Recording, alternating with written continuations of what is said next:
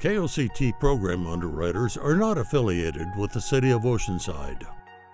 This program is underwritten in part by Waste Management of North County in Oceanside. We are dedicated to serving customers and community as a safe, comprehensive service provider, a good corporate citizen, and a responsible environmental steward. Think green. Think Waste Management. You are watching KOCT's North County Roundtable. On today's show, we have candidates for the 49th Congressional District.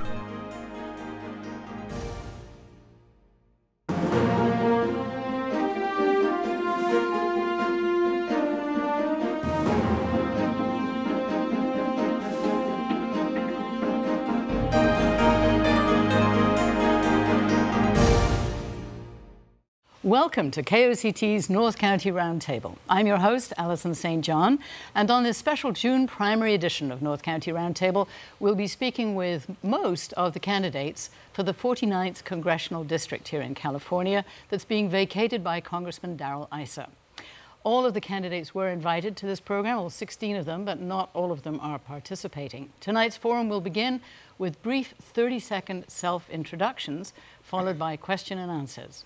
We've asked our candidates to keep their responses in this first half hour to 1 minute so that we can get in as many questions as possible. We'll take a brief break at the halfway point, followed by more questions. Those will have 30-second responses and brief closing statements. Please note, if one candidate is directly challenged by another, we'll give that candidate challenged 15 seconds at the end of the round to have a chance to respond if they want to. The candidates have been seated in alphabetical order, and we'll start with a different candidate with each new question. So with the formal explained, let's get started with the candidates' brief 30-second self-introductions. And we'll start with you, Doug Applegate. Well, good afternoon. I'm Doug Applegate. I've lived in 49th since I got here from Okinawa with the Marine Corps in 1981. I'm a 4-decade trial attorney. I've been an infantry officer and a judge advocate in the Marine Corps with 32 years active reserve service. I've been running for the 49th for 3 years now with 3 key points: single-payer health care, expanded public education preschool through at least 16 years apprenticeship or a public university, and most importantly, 100% renewables within 10 years. It is definitely doable. That's what Deloitte is telling major corporations. But most importantly right now is getting Congress to vote on the use of military force. They're required under the Constitution. It's their duty. They should do it. Thank you. Rocky Chavez. Well, hello, Oceanside. And by the way, all of you, welcome to my city of Oceanside and KOCT. As KOCT and the audience know, I've been here for over 20 years. In fact, I actually was on the board of KOCT. I've been on the show over 100 times as a city council member here for 2 terms, as the Undersecretary and later Acting Secretary for the California Department of Veteran Affairs, talking about taking care of our veterans, and now as your state assembly member, talking about education and other things. I look forward to talking about the important issues of our country. Thank you. Now we have Josh Hancock. Hello, my name is Josh Hancock. Thank you, KOCT, for inviting me here. I'm a conservative libertarian. I'm a Marine veteran and Eagle Scout. I'm a Oceanside resident for over 20 years. I'm about limited government. I'm just a regular person trying to make a difference, and I hope you consider me for your representative. Thank you very much, Josh. Paul Kerr. Alison, I want to thank you for having us on tonight, as I believe this is a critical time for our country. Americans lack access to quality health care. The cost of housing and education are out of control. Wages are not keeping up. Our immigrants and our labor organizations are under attack. Look, Americans are struggling, and I've lived many, if not most of those same struggles. I very much look forward to our conversation tonight. Thanks for having me. Thank you. Mike Levin. Well, thank you so much, Alison, and thanks for everyone watching. I'm a clean energy advocate and environmental attorney with over a decade of experience working across the aisle, both at the state and federal level, getting things done to reduce our greenhouse gas emissions, improve the energy efficiency of our buildings, deploy more electric vehicles, and I'm incredibly proud of the work we've done in California, and I know we can do it across the country. I'm also a bold progressive who will stand up for a living wage, Medicare for all, and social justice. And to those Republicans on stage here tonight with me, I ask, are you with Trump or are you with California? Because there is no middle ground. Thank you.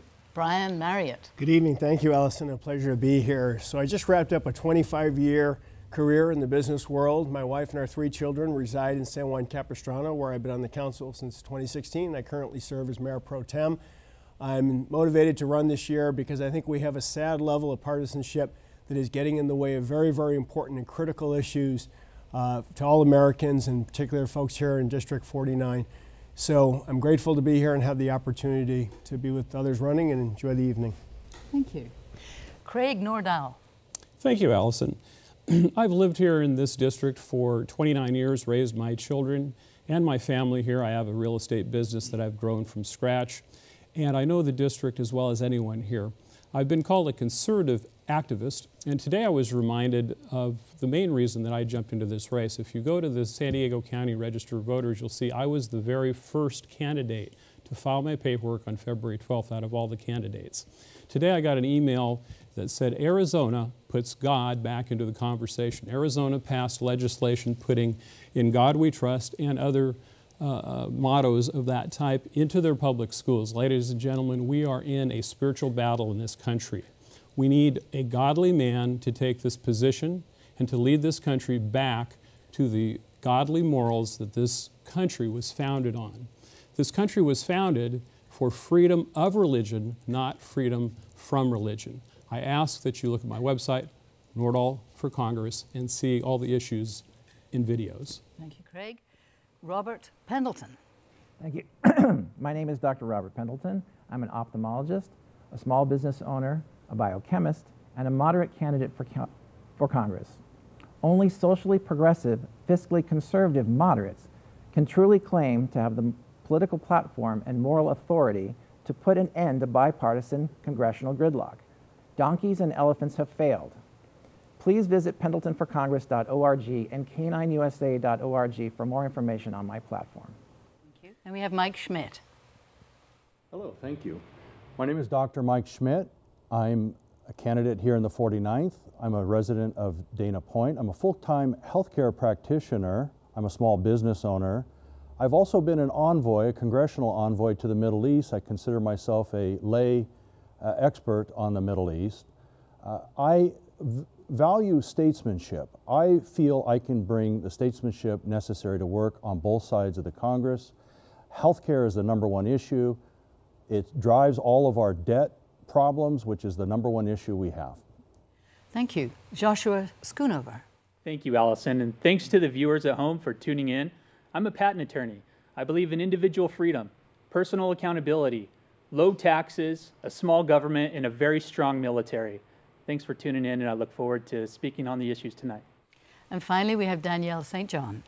Hello, my name is Danielle St John. I am a product of this district. I was born here. I was born in San Diego and spent most of my life in North County. I am not a politician, and I, at this point, as a lifelong Democrat, recently Dem-exited, I really feel our only choice now is to not go right or left, but to go above all of this nonsense and to take our country back with real people.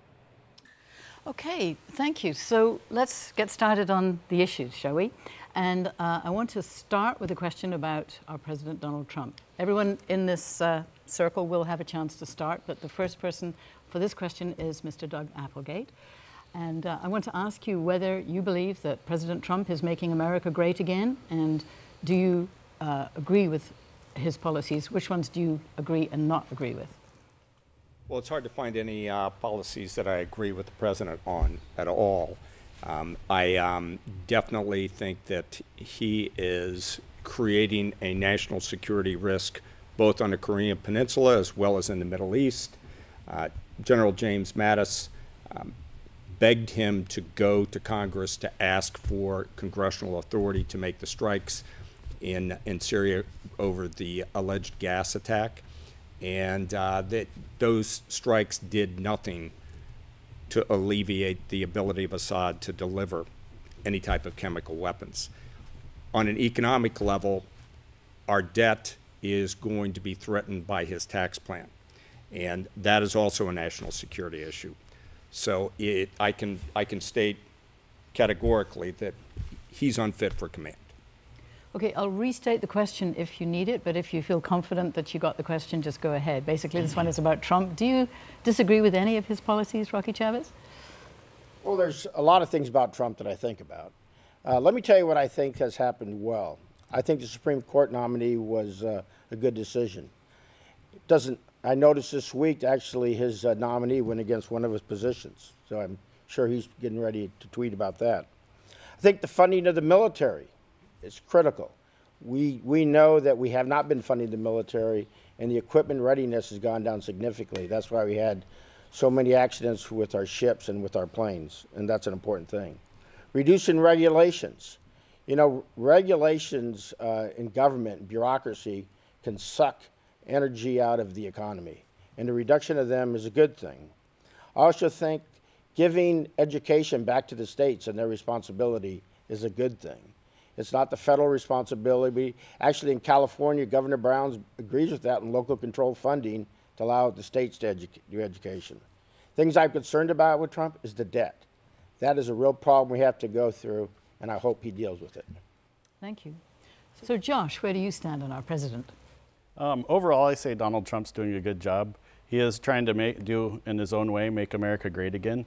However, I disagree, because America's already great. Right now, the jobs are good. We're having more jobs than we have in a while. The economy's doing well, but our national debt's over $21.1 trillion, and with a $740 billion a year deficit, it's only going to increase. And also, the interest on the national debt's around $350 billion a year, so it's only going to get higher. That's our 5th largest expenditures, interest on the national debt. Okay, thank you. Paul, your position on President Trump? Alison, this is the most divisive president in our history, and he's done a number of things that I'm not comfortable with, the Muslim ban, among others, the tax scam, whereby he basically passed a tax reform that transferred $1.4 trillion, if his numbers are accurate, into the hands of the wealthy, uber wealthy, and major corporations. But the issue that I'm most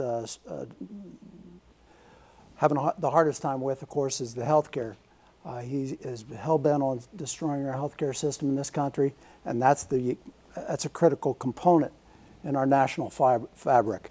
I stand strongly for Medicare for all. I think it's a critical piece of the puzzle, and obviously the debt is a problem as well, but the number one issue for me personally is the health care and the resolution of that problem.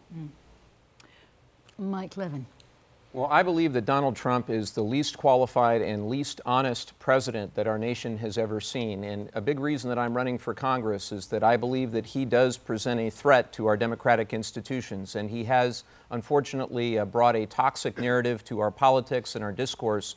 And I hope that we can recover. I hope whoever the next representative is from the 49th District can move beyond that and begin to work across the aisle in productive ways rather than tearing people down via tweet or via speech. I feel we deserve far better and that America is already great, and what makes us great is that we have respect and appreciation for people, regardless of their country of origin, their race, their religion, their gender identity. It's that appreciation for our differences that make us strong. We do not need to divide on those differences to score short-term political points. That's what I see from this president and his toxic rhetoric. And I know San Diegans are better than that. I know the residents of this district are better than that. And we're going to show them this November. Brian Marriott. Thank you, Alison. So I agree that the country is already great. I think our president has worked to keep America in the lead. Since the early 90s, when the Soviet Union came apart, China's made it their pledge and their overall strategy to overtake us economically, and of course that would someday be militarily as well. And I think it's important that the United States, who showed the world how to do this, how to build an amazing country. They can do it our way, but we're not obligated to move to the sideline and wait for them to catch up. The Paris Accord is an example of this, and other things. Climate change is a planetary issue. There's countries in developing countries that are planning hundreds of coal plants that aren't even using the word clean in there. So I think we're approaching the Paris Accord as helpful. I think the foreign policy moves, for the most part, have been excellent to date. I think 10 years from now, Kim Jong-un will not be running North Korea, and we'll look back to this time where the seeds were planted by this president. Also in the economy, what we've done with the tax reform bill is critical for middle-class families, for our retired and elderly families, and obviously for our employers, small, medium, and large, to finally have a robust job market. Craig Nordal. Thank you. Let me make this perfectly clear to quote another president. Ladies and gentlemen, his favorite saying is, "Let's make America great again." I am 200% behind this president. I have stolen his motto, and I'd say, let's make America godly again. The most important thing this president has done, and if anybody at this table doesn't understand this, I don't think they should be in this seat. He named Jerusalem as the capital of Israel, ladies and gentlemen, moving the embassy there. It is a prophetic moment in the history of this world. Secondly, he signed an executive order that removed the penalty for the Johnson Amendment. The Johnson Amendment silenced the Christian church from talking about politics, ladies and gentlemen. If I am elected, I will help this president to make that a permanent legislative act to get rid of the Johnson Act forever. Talking about Korea, since the war of Korea, ladies and gentlemen, do you know we're still actually in war? It has never ended. And this is the first president to be able to sit down with the leader of North Korea, and he is going to make a difference here, ladies and gentlemen. It is phenomenal what he has done in North Korea. Thank you. Robert Pendleton. President Trump is scary. He's morally corrupt, and he has dictatorial tendencies. He's also threatening our environment and our coastline. The Ballotpedia estimates that 700 bills passed through the Congress in the past year. Only 38 of those bills actually affected every American, and fully 1/3 of them were just to fund the government. The government is stuck in bipartisan gridlock, and President Trump is fanning the flames of partisanship. I don't know a single person who would want their son to grow up as President Trump. President Trump is a moral failure for our country. Even if you agree with everything that he's doing, he's not a good president. Okay, your position on President Trump, Mike Schmitt. Yes. Well, I don't agree with my wife of 32 years every time, so I'm not going to agree with the president on everything. So number one thing that I don't agree with that really disturbed me was this bloated budget that was signed. It's the number one problem we have is overspending. I want to get to Congress so that I can work across the aisle and encourage a reform of health care. If we don't control the costs of our health care, our country is going to lose our power militarily. We're going to lose our ability to take care of our veterans. We're going to lose our ability to educate our kids. This has to be done. I would also point out, on the positive side, he doesn't get a lot of credit for the empowerment zones in the tax bill that are going to supercharge the low-income and minority areas. He doesn't get a lot of credit for some of the executive orders. I remember on December 21st, just before Christmas, he passed 36 indictments on human trafficking. As a person who's gone and involved myself in rescuing Yazidi girls from Mosul, that's something that's important in my heart. Mike Schoonover. Josh Schoonover. Thank you. You know, I really like Donald Trump, and I'll tell you why. As a negotiator and a businessman, he's used to punching his opponent in the nose, figuratively, and letting the cards fall where they may. Then he allows both sides to sort of negotiate, and he usually wins on his positions. I think he's done an excellent job in North Korea. They're talking disarmament of nuclear weapons over there. He's done an excellent job in China on trade negotiations. I fully support his national security strategy. I support President Trump's budget, and I think he's doing a great job with border security. So I support President Trump. And Danielle St John. Well, I really don't think that any billionaire can truly represent the people. So that is, you know, obviously I was a Bernie person and then a Jill Stein supporter at the end. So that's really like, you know, to start off, I really don't believe that any billionaire can represent the majority of the people. You know, he has no idea of the struggles that normal people face. He is above it in a way, and his whole class of people. I don't want to say that as a, you know, I know that we are the United States, so there is no class system supposedly in this country, but there is. And by overlooking that, really does a big disservice to the country. Now, some things that I think he is doing well is the human trafficking arrests. Honestly, I believe that especially in this district, we are, you know, we're a border city here in San Diego, and human trafficking is a huge problem. There have also been 2,000 resignations of note since he's taken office in political office or big CEOs, things like head of major companies. So is it possible that he really is draining the swamp? You know, I think that remains to be seen. So that's my answer. Thank you so much, Danielle. Okay, so let's now shift and talk about immigration. And the first person to answer this question will be Rocky Chavez. So I want to ask you, do you support the plan to expand the border wall? And how would you reform immigration if you were elected? I'm really glad you asked that. That's one of my talking points. In 2014, I led the effort in the California Assembly among the Republicans to send a clear message to Congress to push immigration reform. Now, there was 28 members of the Assembly then, the Republican caucus, and I was able to get 17 of them to sign up to that. That's called leadership, taking something that's been so polarized that we need to understand that immigrants add vitality to our society. We need to protect them. Now, the issue of the border wall. Every country has a right to protect their borders. I think there's a lot of ways to do it without running a large wall between two countries. And as I've said many times, I'd rather open up pathways between Mexico and Canada to the United States, because the three of us can be the vibrant economy of the world to bring new ideas together. Looks like you have a few seconds left. You want to comment on DACA? Well, DACA, as I've said many, many times, I'm a strong supporter of DACA. Young kids that have come here at no fault of their own, who we have educated and have been, if you look at them, quite outstanding young people. We'll be a much better country to allow citizenship for these young children. Okay, thank you. Josh Hancock. All right.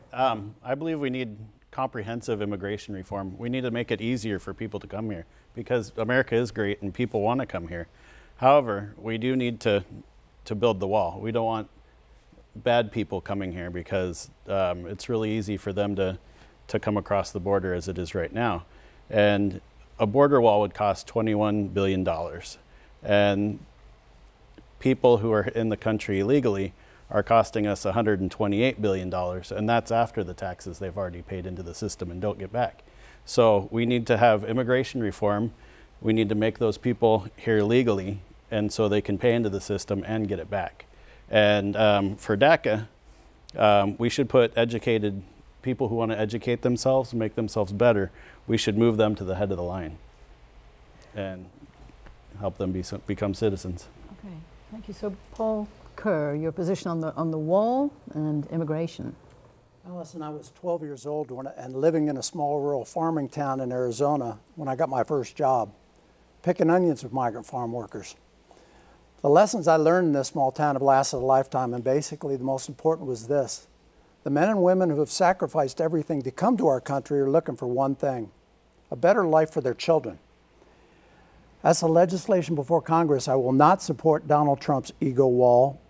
I will support providing funds as necessary to Border Patrol to secure our borders. We need comprehensive legislation, comprehensive immigration legislation that includes DACA, but also includes the kind of reform that will bring workers out of the shadows, the kind of reform that will keep families together rather than ripping them apart, the kind of reform that will provide an ultimate path for citizenship. That's what I stand for. Thank you. Mike Levin. Well, we need a clean DREAM Act and comprehensive immigration reform. This is an incredibly personal issue to me. You wouldn't know it from looking at me or from my last name, but my grandparents on my mom's side came from Mexico. My grandpa was only 11 years old, my grandma was 3 years old, and they came and they worked incredibly hard. They didn't speak English, they didn't have any money. Ultimately, they worked and they created a small business that thrived. They had 5 daughters, all of whom went to college, 3 got advanced degrees. And they believed that if you work hard and play by the rules in this country, you can succeed. And that's what made our country great and our state great. When you look at our economy and our cultural fabric in the state of California, immigration strengthens us. And nothing frustrates me more than when I see some of the Republicans on this stage and others who aren't here tonight, when they use immigration as a wedge to try to divide. When they want to build a wall literally and figuratively, that is un-American. Thank you. And so, Brian Marriott, where do you stand on immigration? Thank you, Alison. So comprehensive immigration reform I've been hearing about since the 1980s.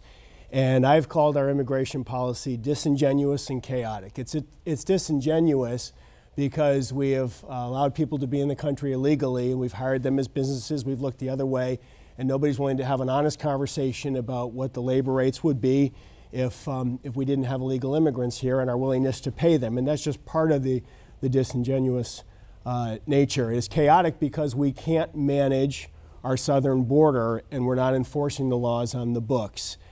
We have to do what's necessary to manage our southern border because the demand is so tremendous from countries from South America, which is unfortunate. They're beautiful countries full of wonderful people, but for a variety of reasons they feel like they'd rather be here or they need to be here, and you can't blame them for that. Real leadership is not showy, it's getting something done and reformed and executed on. And we need consistent bravery amongst legislators. We need to manage the southern border, which probably means an extension of security fencing or wall of some kind, and then we can get about some real reform. Okay. So the wall and immigration, Craig Nordal. Thank you. One of my favorite topics, and I think across the country and in California, probably the hottest topic. One of my mottos is build the wall, vote Nordal. So that'll tell you where I stand. Ladies and gentlemen, if you talk to anyone who works down there and anyone who's been on the border, the danger is unbelievable. If you're really for these families that are immigrating, my grandfather immigrated from Norway, homesteaded land here. Everybody wants that American dream and immigration. It's got to be done legally, people. We have human trafficking. 70 to 80% of the women brought across this border are being sexually abused. Do you think that's a price that they should be paying for freedom here? I don't think so.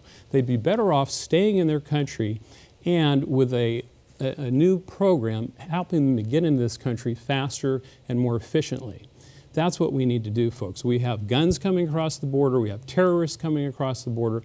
I've been down there many times. I've taken a Republican group with 2 busloads with Jim Gilchrist in 2005, and we saw firsthand what's happening down there. We need to protect our border, both for the immigrants and for this country. So Robert Pendleton, do you believe the wall is an effective way to deal with immigration? Well, first of all, I believe in a merit-based system of immigration. Let's have a conversation as a nation and decide which citizens we need the most and encourage those people to come in. If we need engineers and chemists, those are the people we invite. If we need more farm workers, then farm workers get priority.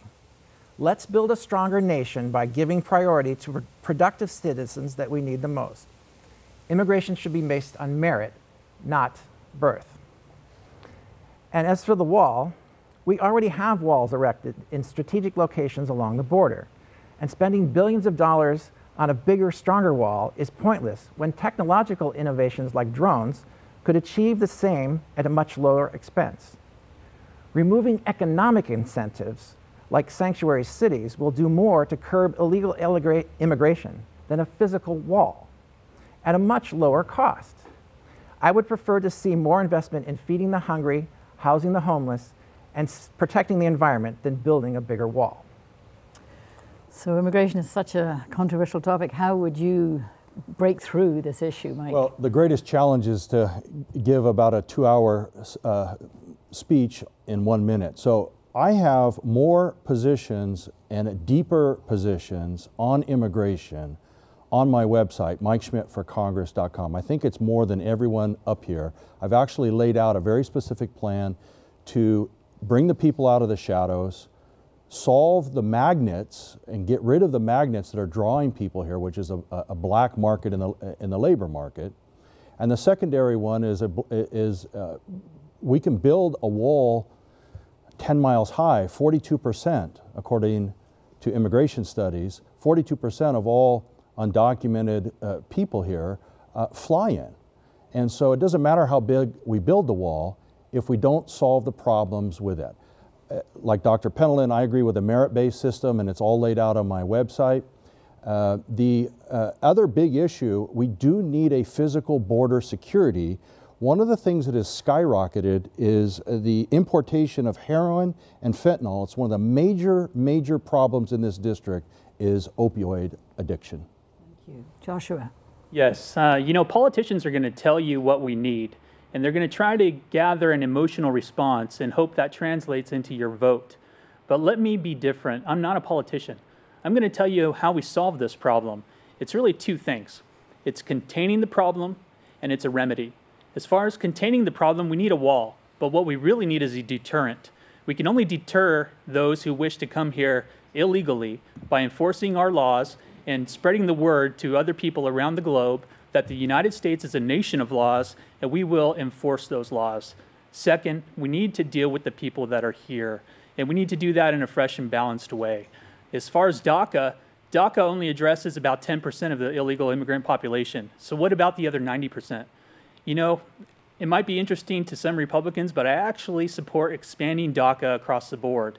And what I mean by that is, under DACA, even though I believe the prior administration exceeded their executive rights, the president then made a promise to people. Those people paid money, they agreed to live a certain way, and they performed. I think there's an equitable reason to give these people an opportunity to a pathway to citizenship, and we need to address a fair and fresh approach. Thanks. Thank you. Michelle, immigration, how would you deal with it? Okay, well, first I think we all need to realize that this is a demagoguery tactic. This is basically blaming a group of people with no money and no power for big problems in this country. I don't think that building a wall, first of all, there's, you know, boats and tunnels and airplanes and human slingshots, and there's so many problems with this wall. There's just, so it's a huge waste of money. I believe that we need more advocates.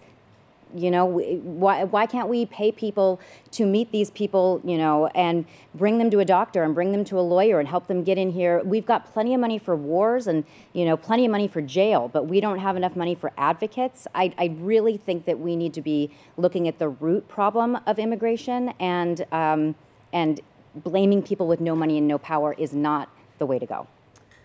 And finally, Doug Applegate, how would you approach this? Well, first of all, the wall is just a pipe dream because Rocky and I both know that because Marines have been set down to the border before, you aren't going to be able to do anything as far as a wall. Drones aren't going to do it either. People always like to say drones are going to fix the problem. It won't. But here's one of the real keys that nobody's talked about. One, there's been a net negative immigration from Mexico for over 10 years. The Pew Center has already established that. So it's a wedge issue, and it's an issue that really doesn't exist. So what we have are dreamers that everybody here has agreed they deserve a path to citizenship. So it's simple. It's a dream act with a pathway to citizenship. Nobody's really addressed the 11 million immigrants that aren't in a legal status in the United States but have been here. The first thing that we should look at is family values. Keep families together. Republicans and Democrats should be able to agree on that, and with that premise and basis, complete real immigration reform. Okay, thank you. Well, the next question is about military spending, and since we have quite a few veterans here, this is an important question for this district. We have Camp Pendleton, part of the district. So the United States spends more on its military than any other country in the world, which does add to the deficit, and it also diverts funding for other very important programs that we need, like Medicare and benefits and health care. So would you support continuing to increase military spending? And Josh Hancock, you were beginning on this question. I'm against the increase of military spending. Right now we spend over $900 billion on defense spending. It's the third biggest budgetary item behind Medicare and Social Security. And we just had tax cuts, which were great. They helped the middle class. But we need to cut spending to go with the tax cuts. Otherwise, we're going to have to they're going to have to add bigger taxes to rein in the deficit spending. And as a libertarian, I'm against taxes. I would never vote for a tax increase. And we need to cut spending as much as we can. And to do this, there's 177 U.S. bases worldwide. Do we need that many? Probably not. We could probably do with maybe 2/3 of those, maybe less. I think we could also quit giving enemies money as foreign aid. That's okay. it. Thank you.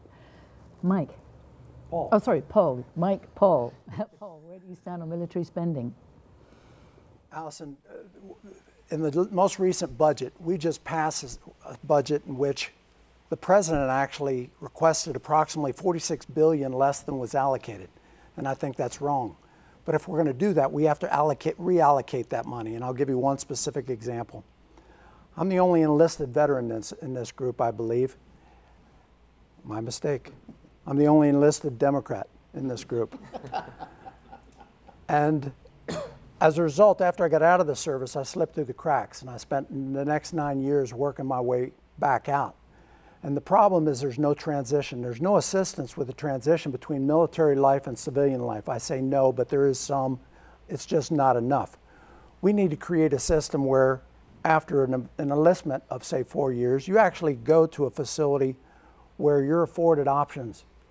Labor will assist with this and expose folks to labor. Education. Let's prepare our military men and women for civilian life and reallocate some of that military spending. Thank you, Paul. So now we come to Mike. And Mike, you are not a veteran, I believe, but you have some connections to the military. Well, I do. I've got certainly members of my family that have served, and you know, I want us to have the best equipped and best trained military in the world, but I want to see a diplomacy-first military strategy. I don't want to put our men and women who serve in harm's way.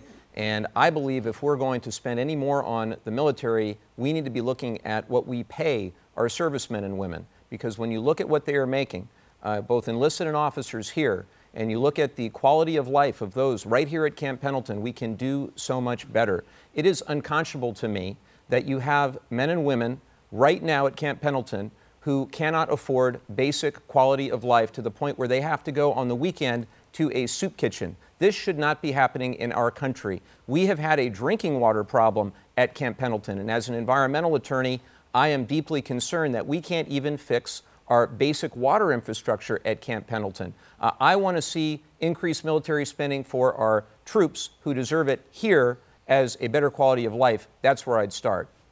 Thank you. And Brian Marriott, where do you stand on military spending? Alison. So, relative note, we don't actually spend more on our military unless you measure it by dollars. As a percentage of our GDP, a variety of communist countries spend more, certainly Russia and China, who are determined to match us and exceed us militarily. Our military's been engaged at some level for almost 20 years, going back to Kosovo and our Air Force. We have had a whole generation do some very thankless and very hard work. We've lost thousands of troops, and others have had their lives impacted. This is not a time where we can skimp on our military. Sadly, until the recent budget increases that were passed in our omnibus bill, we had we had General Mattis, who was having to choose between readiness, troop numbers, and training and career development for our soldiers. Our men and women, our brave men and women, when they get out, they want jobs. I think that's the biggest factor. We have 20 veterans a day committing suicide, and that's a terrible tragedy for our country. They're not all young and looking for work, but many of them are. And this is not a time to be skimping on our military. I think we should eliminate defense sequestration and restore defense earmarks in part. Thank you. Craig. Thank you. I am lucky enough with my business to be serving military veterans every single day of my life. And I am, every day this question comes up and I talk to the veterans about this. And as most people here know, the military was devastated by the Obama administration, absolutely devastated, down to levels we haven't seen since World War I. This spending is absolutely necessary to return this nation to the greatest power on earth. If you remember during the Reagan administration, when he came to office, there was a hostage situation under Jimmy Carter. The moment that Reagan came into office, those hostages were released on the day he was inaugurated. We need to have strength through military, ladies and gentlemen. Evil understands strength. I also had the great pleasure to be at the inauguration, and the lady standing next to me, if she was telling me the truth, was in charge of the entire budget under General Mathis, and her word was, we can cut and be efficient if we'll just go into what we have and make more efficiencies. You can make drastic cuts to the military spending, but make it efficient. Okay, thank you, Robert. Well, to use the metaphor of a large dog sitting in our living room, we need to have a strong military. We need to be militarily prepared. But we also need to respect the sovereignness of nation states. And we don't need to be invading every country where there's a conflict. I think we need to prioritize federal spending and have a national discussion about what's our highest priorities. We're polluting the air, and we have infrastructure that's crumbling. 70% of all violent deaths in the world occur due to murders.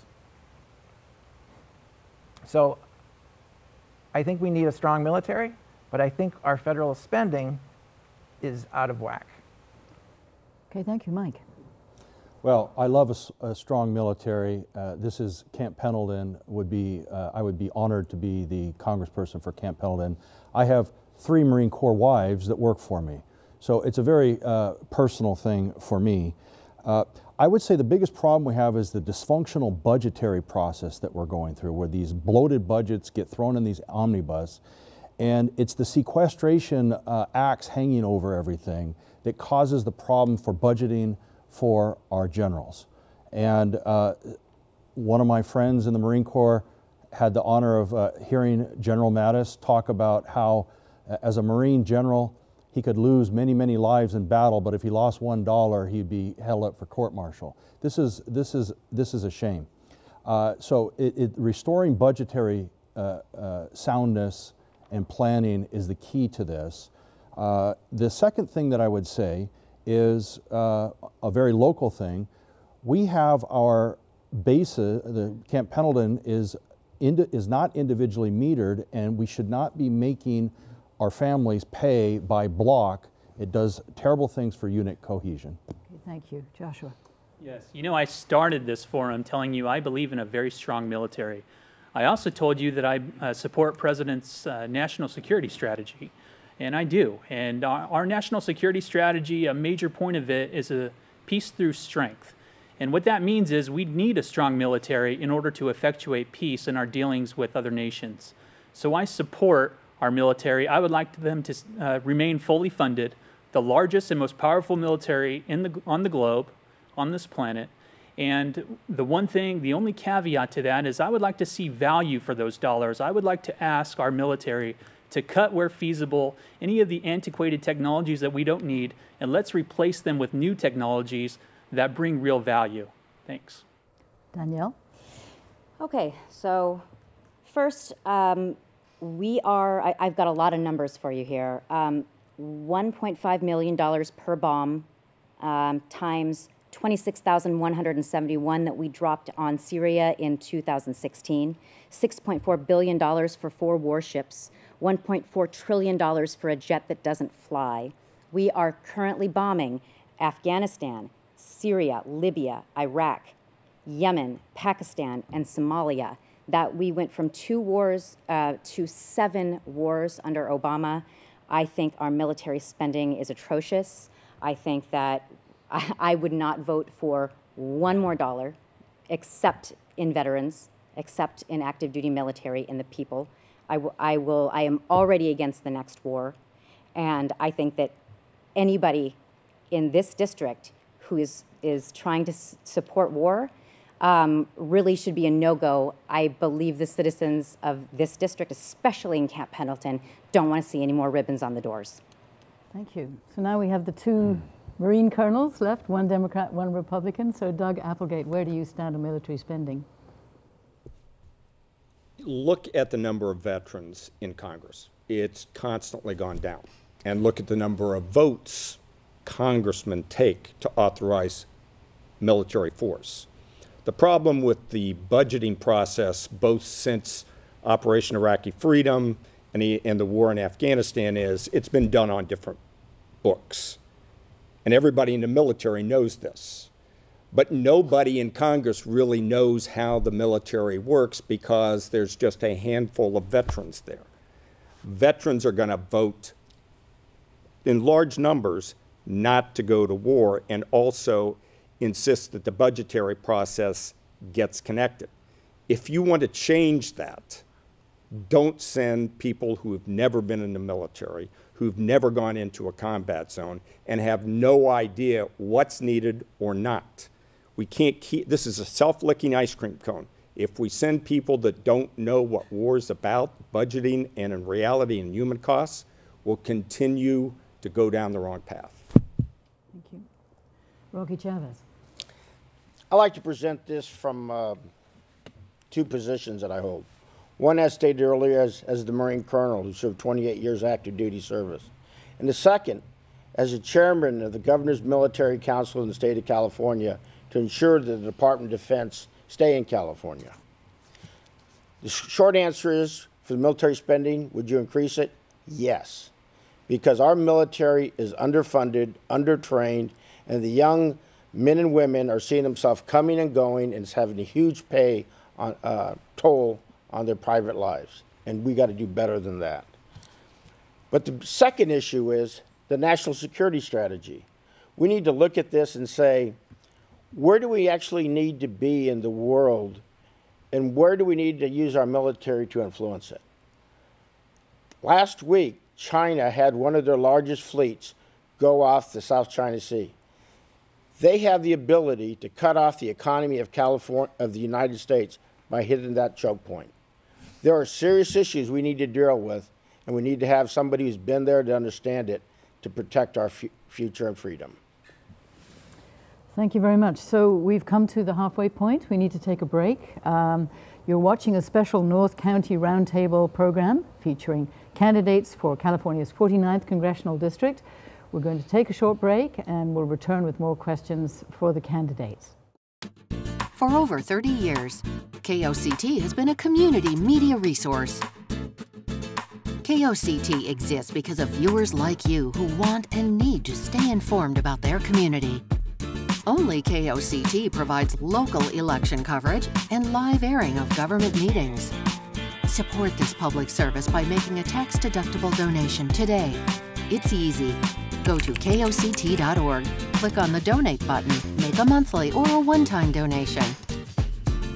Help us help you stay informed about North County. Support your hometown television station today. And welcome back to this special June primary edition of North County Roundtable. I'm your host, Alison St John, and tonight we are featuring the candidates for the 49th Congressional District, being vacated by Darrell Issa. We're going to try to get to more questions this half hour by asking candidates to keep their responses to just 30 seconds.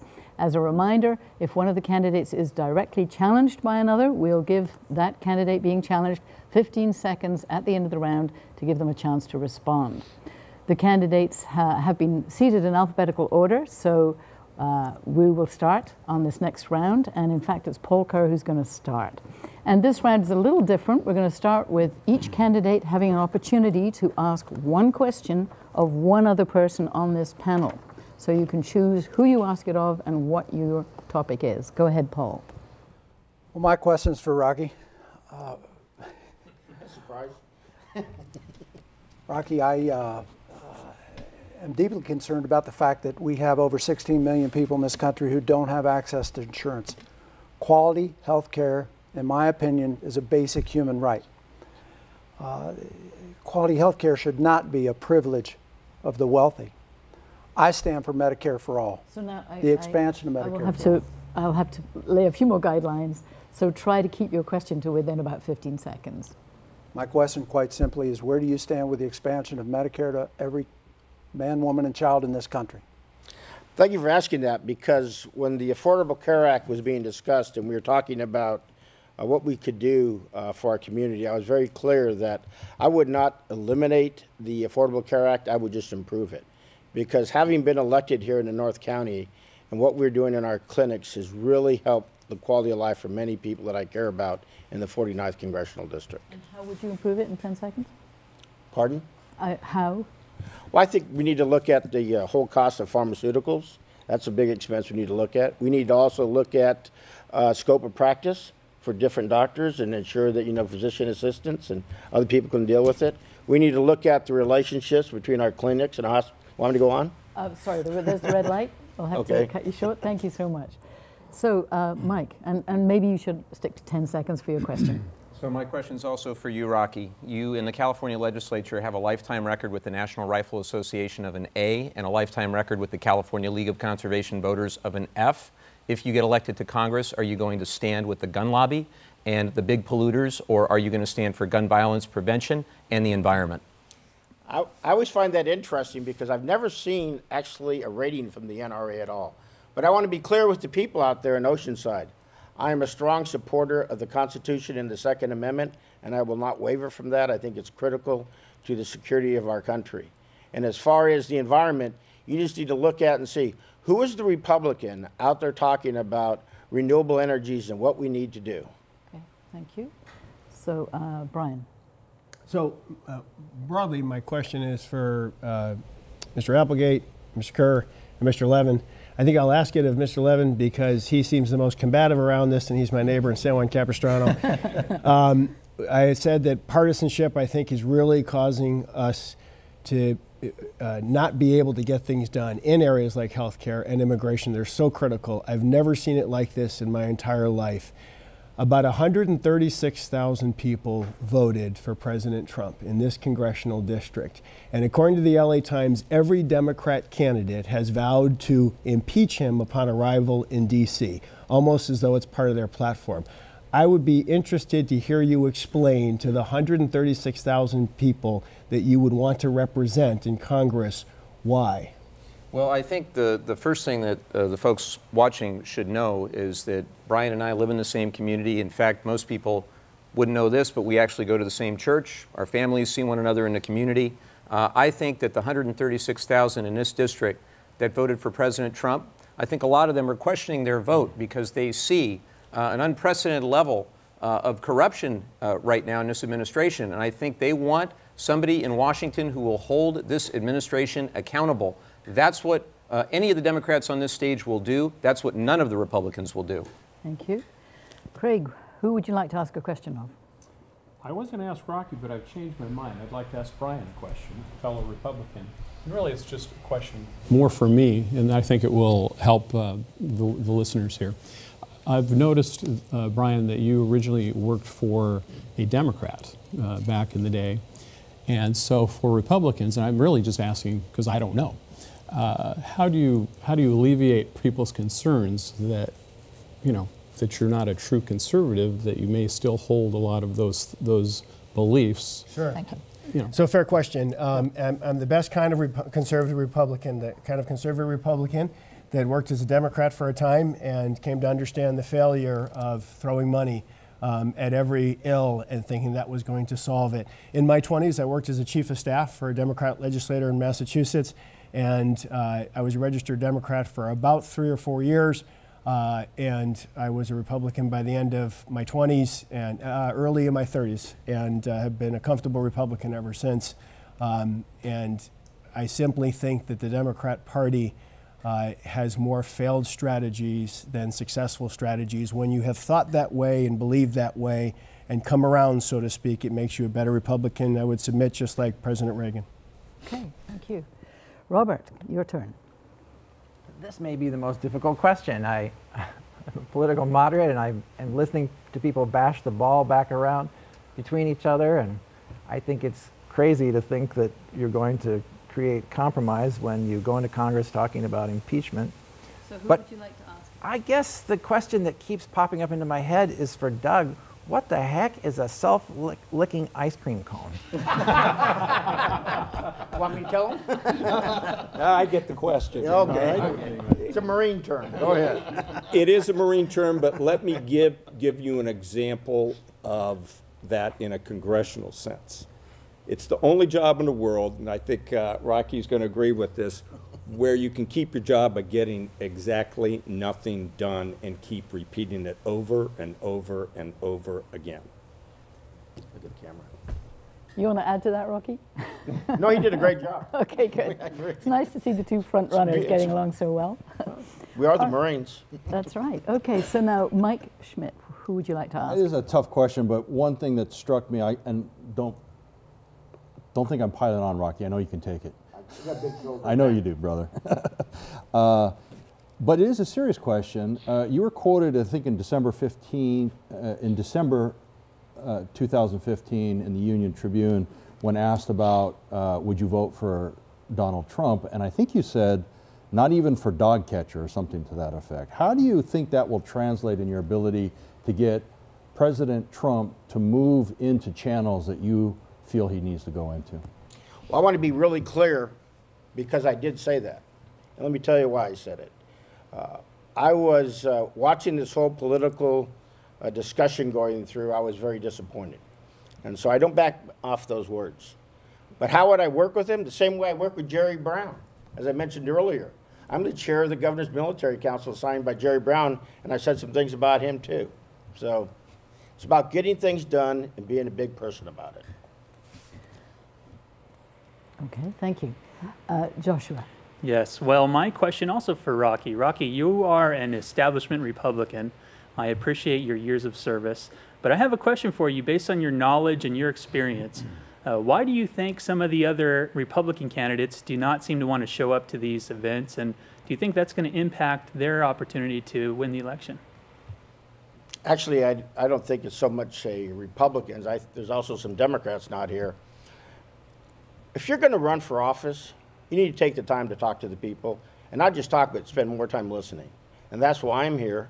I think it's important to know what the people want and represent the 49th Congressional District. We're not running for president. We're running for in the legislative body, which is different than the executive. Okay, thank you. Good question. Danielle.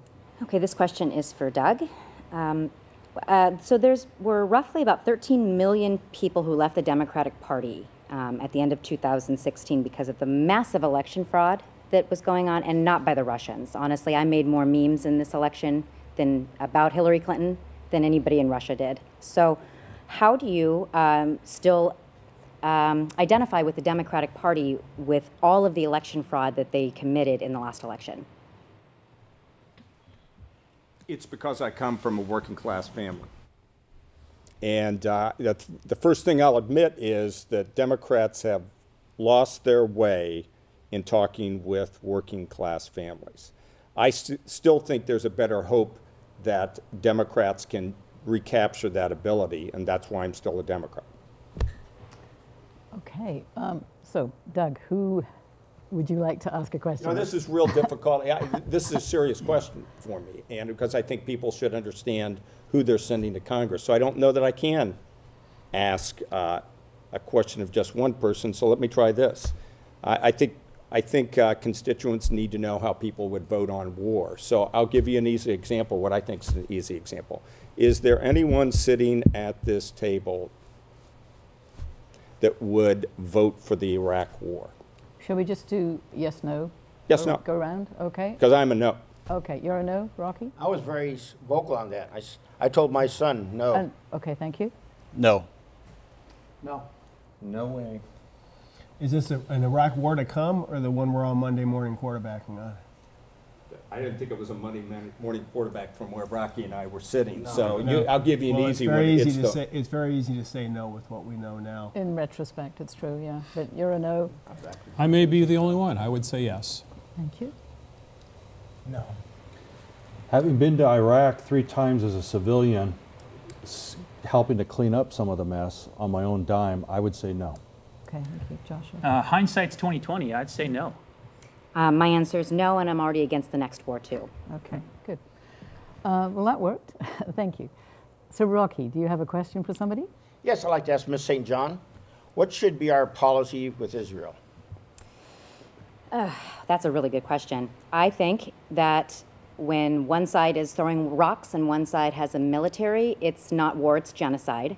And I believe that we need to call countries out when they do wrong things. And I don't see enough of that in Washington right now. I see a lot of people on both sides of the aisle in lockstep. They can't see anything that certain countries, including Israel, do as wrong. Thank you. And Josh? My question's for Mike Levin.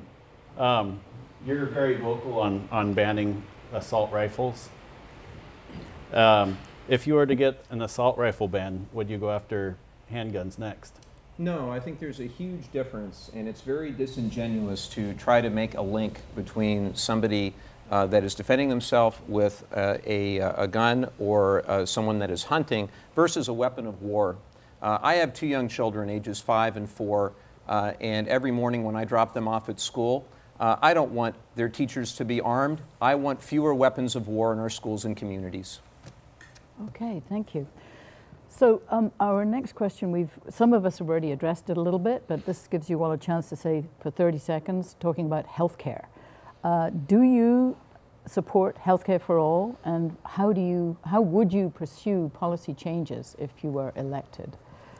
Mike, I believe you're the first. Well, I'm a strong supporter of a Medicare for all system. I feel that in this country, with the wealth that we have, it is absolutely unconscionable that so many millions of Americans have health care expenses that are literally pushing them into bankruptcy. And I know in those industrialized nations where we have enabled similar policies as Medicare for all, they have gotten better health care for less money. 95% of those in the 49th Congressional District would save money under a Medicare for all plan. This is the moral issue of our time, and we've got to get it right. Thank you. And Brian? Thank you. So this is probably the single biggest issue that's being impacted by partisanship at an extreme level, and it's impacting real families and real lives. We continue to talk in this country as though it's one or the other. Prior to the Affordable Care Act, we had a tremendous market-driven system that the folks who had insurance were very pleased with. The 17 million that did not, that was certainly a problem. But in an effort to resolve it, President Obama picked the whole thing up, shook it side by side, and dumped it out in little pieces. We now have a hybrid system between the two, and we can have the best of both so that everybody can have world-class health care, 90% of it driven by a market system that folks are paying for mostly privately, and alongside that, a system that gives people some public option with some peace of mind that comes with that. Okay. I'd like to encourage people not to outline the problem, but more talk about how they would solve it. Craig? Simple, market-based health care. It's got to go back to an open market. Take it away from the government, ladies and gentlemen. As far as the Medicare, Medicaid, we've got to negotiate the drug prices. It would be a huge savings. In a nutshell, that would solve our problem. Go to a market-based program. All right, thank you. Robert? I would support expansion of Medicare if Medicare was first reformed. And I agree with a market-based approach. By lifting price controls on physicians and depositing your healthcare dollars into health savings accounts that were under your control, we would introduce free market forces, and you would scrutinize your healthcare bills, and by free market forces would optimize healthcare. And these health savings accounts, they would be your property. You could transfer them to your heirs in the event of your death, and you could convert them to cash, perhaps, in the event of your death. Okay, thank you. Mike, you're a doctor. Where do you stand? Yes, I pretty much agree with how he started, and I want to point out that all 4 of the Democrats are in favor of this. I've been doing a short video expose on my website, on my Facebook, and my Twitter. In fact, this week, I got banned from Twitter for presenting this, in my opinion. It's a very powerful thing. It's a Soviet-style takeover with Politburos running our healthcare. We need to have market forces. This goes back to 1994 when the Hillary Clinton tried to institute a lot of this stuff. We need to look what works. At the same time, we had Singapore. We have 4% of their GDP. They have better outcomes, longer lifespans, everything else. And I'll be doing a longer expose on my Facebook, as long as Twitter's dead. Okay. Joshua, healthcare. Yes, thank you for asking the question. You know, I would not support Medicare for all. I support the framework of our current system. I just think we need to reduce costs. I think we need to do things like giving advanced nurses full practice rights. I think we need to reduce government red tape to decrease the cost of access to healthcare, and we need to reduce the cost of healthcare itself. And Danielle. Okay, I'm not in favor of Medicare for all. I don't think it goes far enough. But what we do need to do is get the super morbidly obese middleman out, which is the insurance companies. This is basically our money pit. We have, you know, the CEOs of these companies are making millions and millions of dollars, and people are dying. I actually would support something more along the lines of like a TRICARE for all. A lot of you people are, you are, you know, veterans, so you understand how this system works. I believe that it's a more comprehensive system that we have in place right now that we can start using, or just cut out the insurance companies. The providers know how to do it, right? Okay, thank you. Doug Applegate. Everybody keeps saying a lot of us are veterans. There's 2 veterans sitting over here that have been on TRICARE for all of their lives, and they've seen how that system works. And I'm always surprised when doctors leave out the health insurance companies because they scream like bloody murder. I've represented them for years. You need a blend of a single-payer health care and Medicare for all. We have a lousy health care system. Nobody's willing to recognize it. The first thing they need to do is to change the way that we deal with Big Pharma and go heavily into biotechs who look for cures. Big Pharma doesn't want cures. Okay, thank you. Rocky? This is the big issue in this district. In this district right here, we have the best medical in the world. We also have a lot of people on lower income that have no care at all. And that's the problem we have to have. I would support access for the lowest income because preventative models with young children is the best way to deal with this, especially when you're looking at issues of diabetes in the Latino community. So a preventative model. And I also agree, we need to look at Big Pharma, we need to look at scope of practice, we need to look at partnerships between our hospitals and our clinics. How do you differ from Doug Applegate in your approach? Probably not a lot. Probably not a lot. Thank you. Okay. I always notice, though, you always give me the follow-on question. I've done that 5 times. I don't think no one Something else to has do done with that. being the front runner. And what can I say? Okay, just want to make sure we understand. Josh Hancock. Okay. I support a free market solution with exceptions. You need to keep in pre-existing conditions. Because if you have, say, car insurance, and you have to be insured, so they could do that with health insurance also. We need to also get out the corporate cronyism. Insurance companies shouldn't be lobbying politicians to get their drugs approved or et cetera with that. And that's all. Okay, thank you. And Paul Kerr. Alison, when I was 16, my mom was diagnosed with Lou Gehrig's disease. She passed away 3 years later, but my family was almost pushing a bankruptcy because of this event.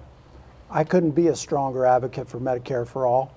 And I believe my personal experience with this will allow me to work with the other legislators to bring them on board to make this happen. We've got to provide quality health care for every man, woman, and child in this country.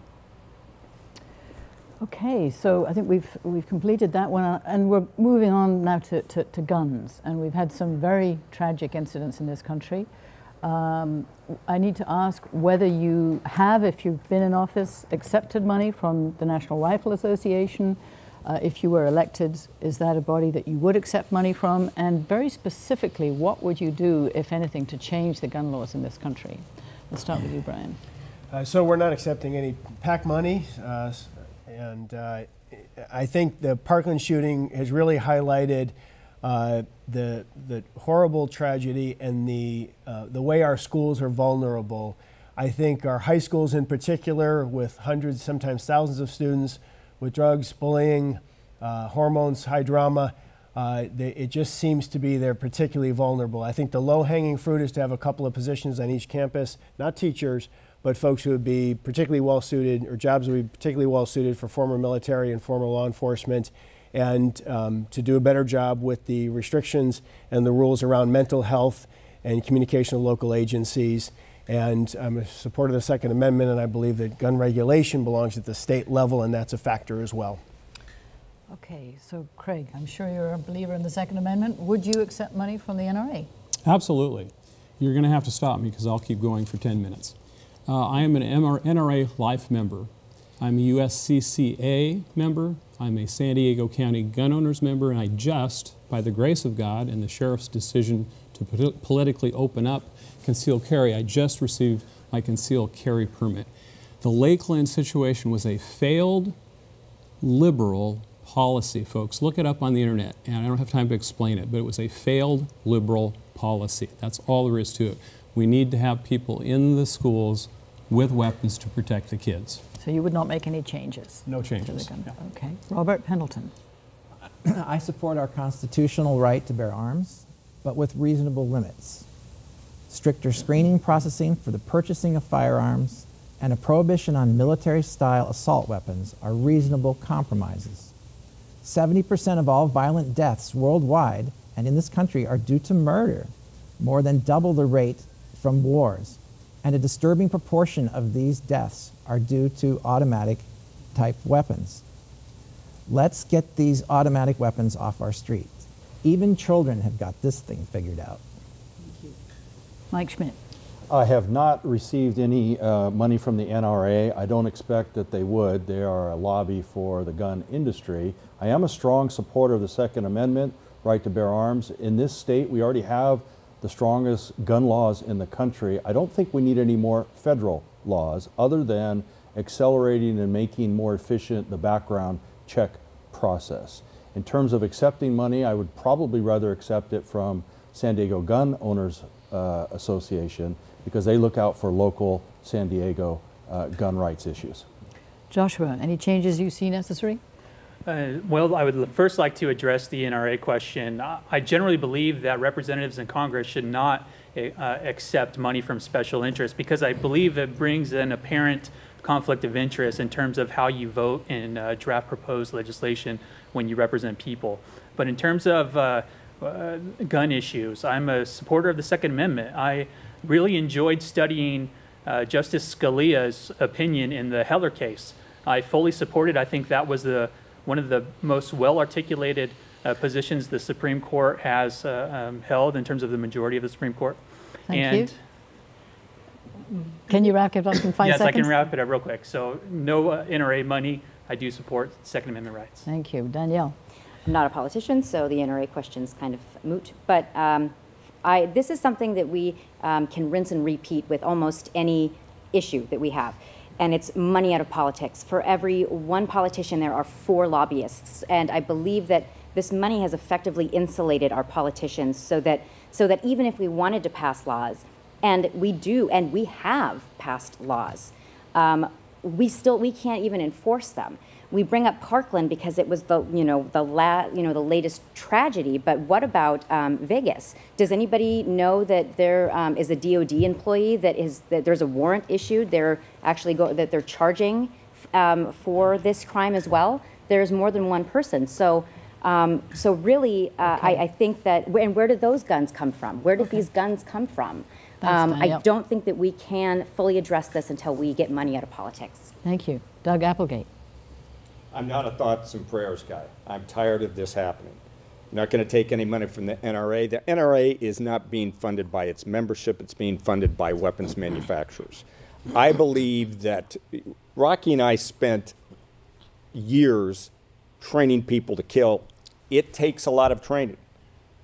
It's a psychotic episode that isn't going to be prevented by background checks. I'm 100% for background checks. You need to bring these people out of the shadows. Make them go to training classes and combat ranges before they buy ammo. That is going to bring them out of the shadows. So that's the main thing, is training. Training. Okay, Rocky Chavez. I have never taken a penny from the NRA, and I don't plan on taking any penny. Have they offered it to you and you've rejected it? No. That's what I'm saying. They never offer anything. So, and I have asked to meet with them a number of times in assembly, but I'm using my time. I believe in responsible gun ownership. I think people need to be, if you're going to have it, you need to take care of it. As we talked earlier, I agree with Doug on that. I have a bill going through California right now that's funding California to go after the thousands of criminals with guns who we've never gone after to take their guns away. We don't need to be taking guns from responsible gun owners. We already know who the people are who have guns that shouldn't have them, but California's chosen not to go after them.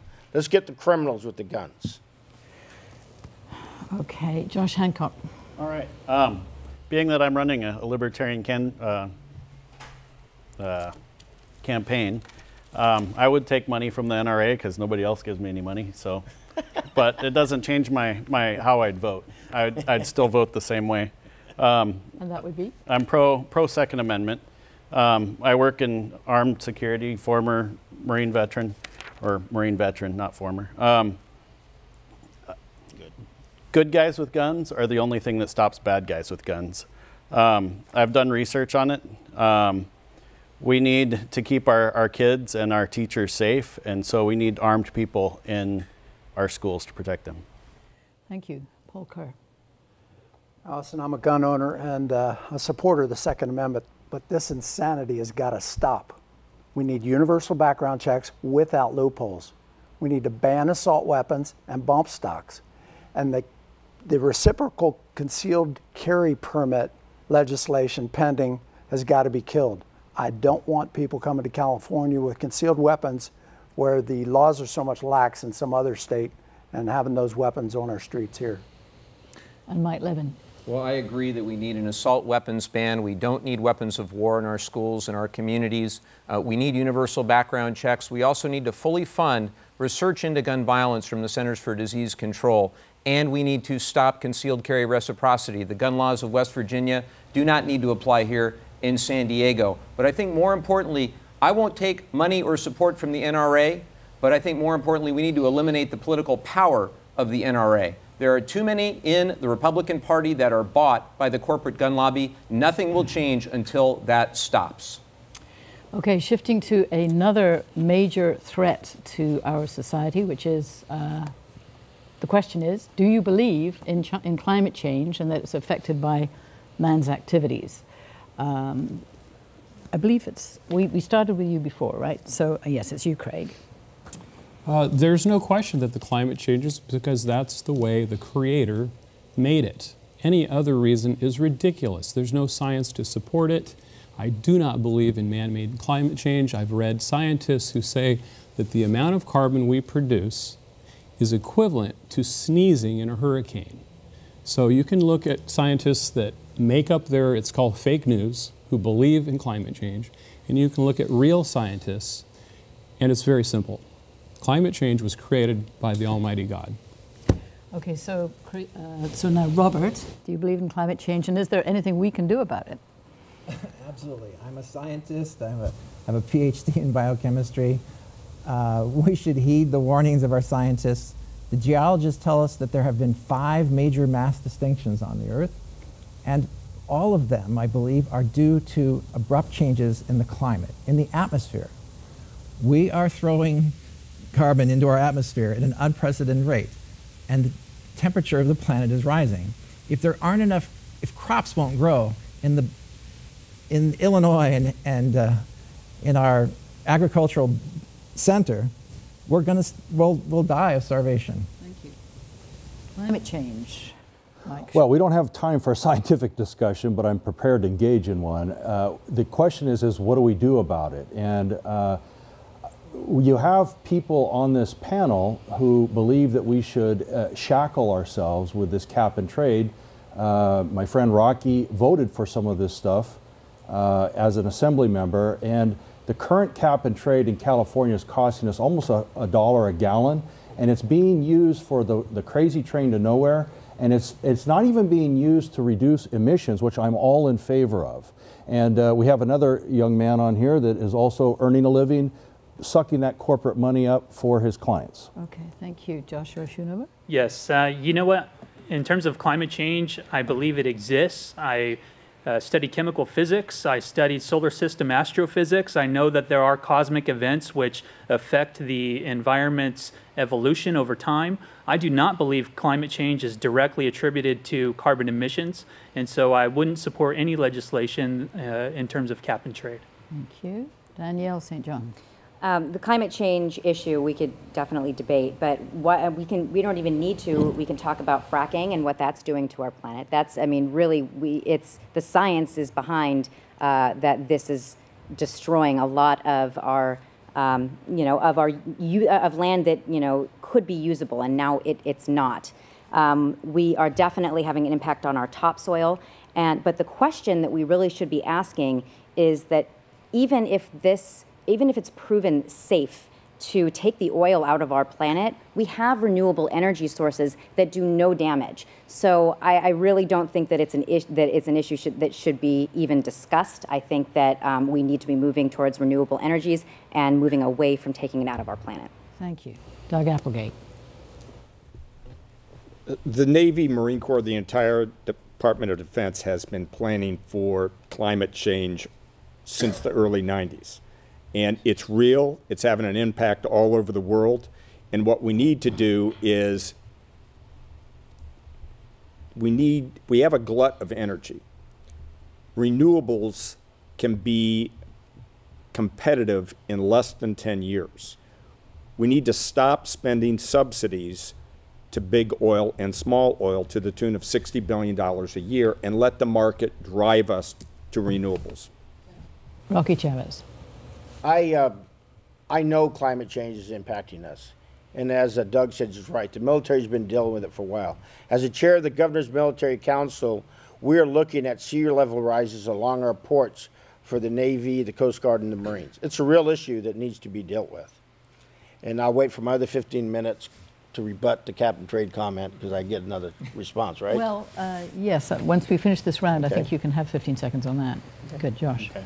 I believe in climate change, just not man-made climate change.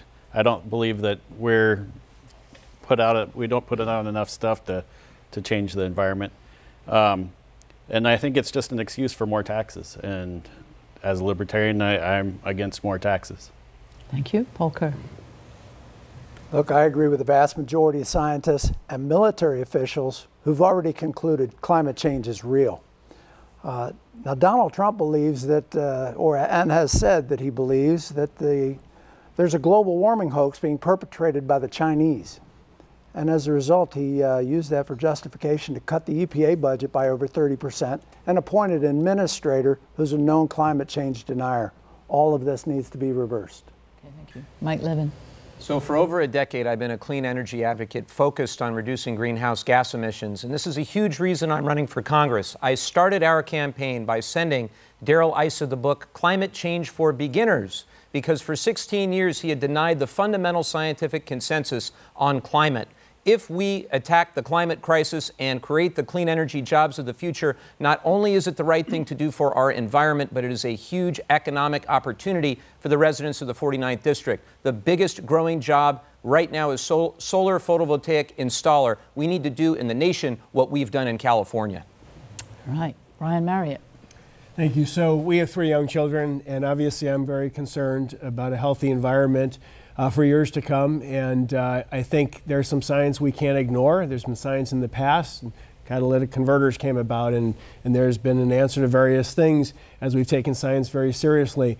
But we have to keep in mind our friends and our families and our economy. We can't put whole communities out of business and out of work while others are building hundreds of coal plants around the world in the name of leading the way all the time. We have to do things with balance and respect for the competing needs. Okay. So, Rocky Chavez, just to help fill in our listeners, you actually did compromise in Sacramento on cap and trade and voted with some other Republicans to help Governor Brown's cap and trade go through. So how would you like to respond to the accusation? I want to be real clear. I didn't just help. I met, discussed, pushed through cap and trade to the Republicans because it's a market-based solution dealing with an environmental problem. It got rid of regulations, saved taxes, got rid of fees, saved jobs, defunded the high-speed rail, and saved us $18 billion in the industry. That's why the chamber, manufacturers, agriculture, dairymen, everybody involved in business knew it was the right decision. And you want to send a congressman who's willing to work for solutions. Thank you. Well, unfortunately, we've come to the end of our time for questions. I wanted to ask about how you might help women's rights, but since there are so few women on this panel, it seemed an especially relevant question. There are some other women who are running for the 49th, but none of them chose to come, other than Danielle. So we've come to the point now where we're asking for... One of them we look forward to meeting. we will hopefully hear from... You can find out more about the other 5 candidates who did not show up if you do some research, but we're very grateful to all of you who did show up. We've come now to the point where you do a 30-second wrap and tell us why should we vote for you. And I think, Robert, it's you that gets to start. Very good. Well, I'm a political moderate, and only moderates can truly compromise and unleash bipartisan gridlock. Congress needs reform. Congress needs term limits. Congress needs innovative ideas. And 50% of our congressmen should be congresswomen, which speaks to your issue there somewhat. Please vote for me, Dr. Robert Pendleton, for Congress on June 5th. Thank you. Mike Schmidt. Thank you, viewers, for spending some time with us. I would be honored if you would take a look at me for your next congressman. What we do not need are career politicians and far-left socialists, really, in Congress. We need somebody who has the guts to go in and the statesmanship to go in to the Republican and Democratic leadership and get things done. The biggest issue we have is health care. To send somebody who's not an expert from the bottom to the top in health care is folly. Joshua. Yes, I want to thank the viewers for tuning in. I want to thank my wife and my daughter who were unable to make it here today, but who fully support me running for this position. And I want to indicate to the people that I think it's time for a change. There are too many political opportunists and career politicians who are seeking this office.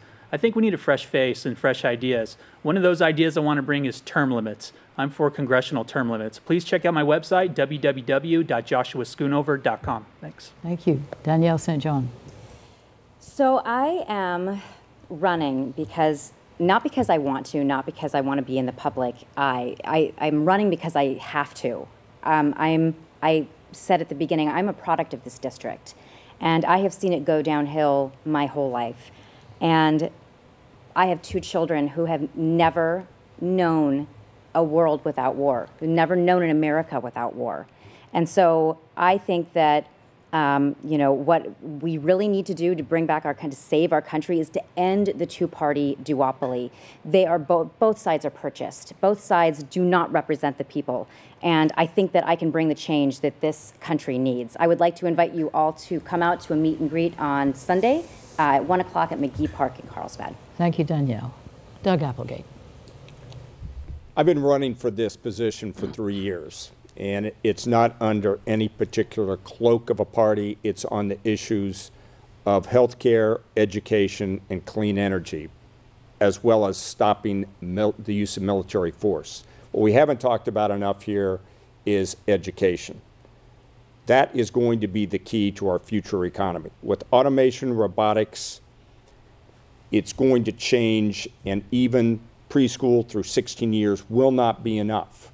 We need to do what the military has recognized for a long time, as well as other corporations. That is continuous education throughout one's life, and that is going to jumpstart our economy.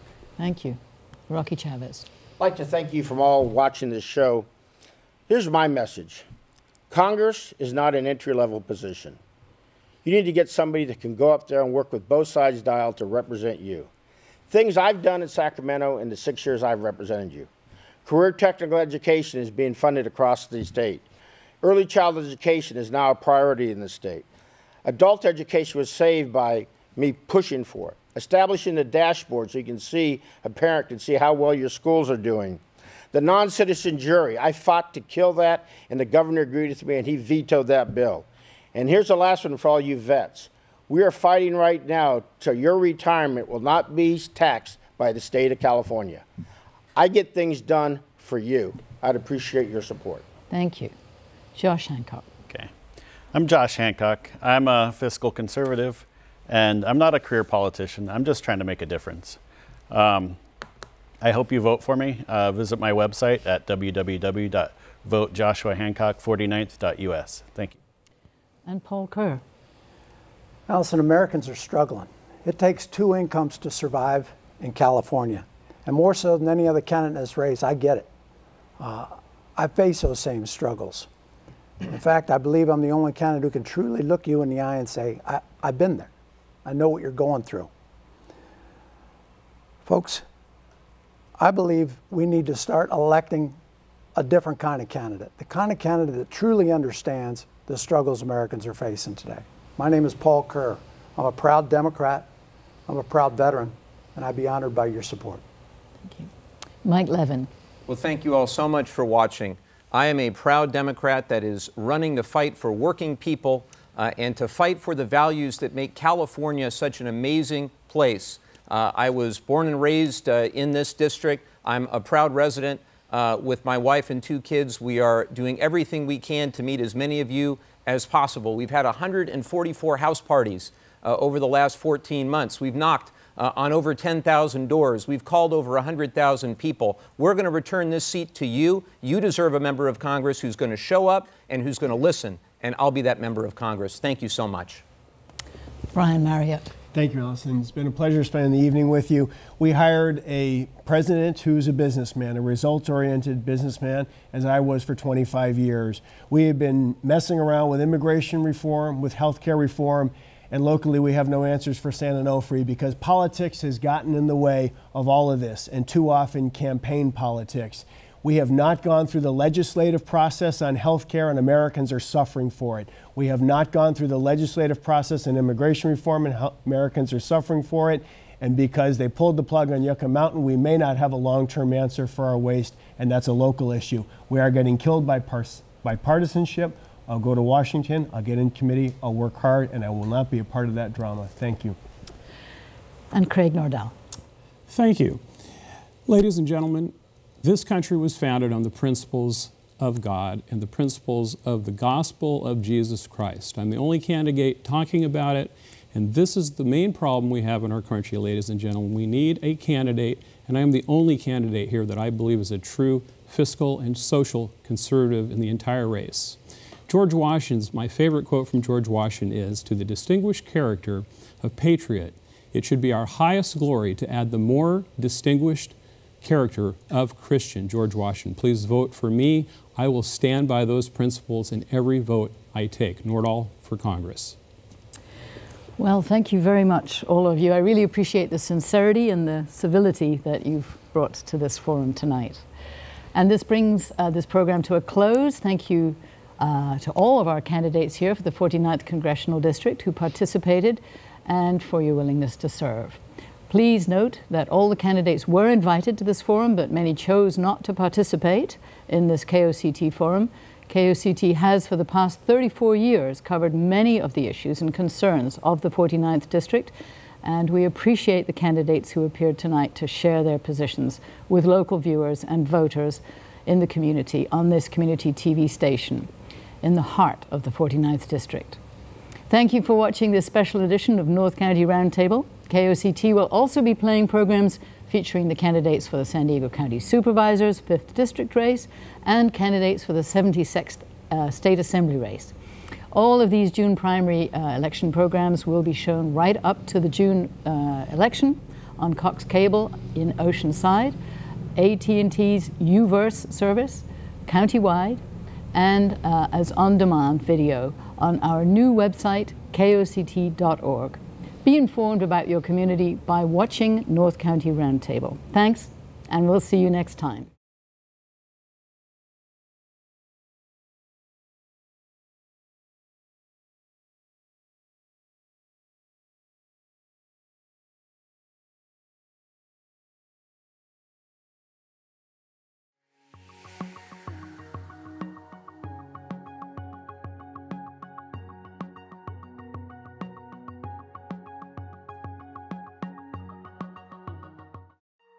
KOCT program underwriters are not affiliated with the City of Oceanside. This program is underwritten in part by Waste Management of North County in Oceanside. We are dedicated to serving customers and community as a safe, comprehensive service provider, a good corporate citizen, and a responsible environmental steward. Think green. Think Waste Management.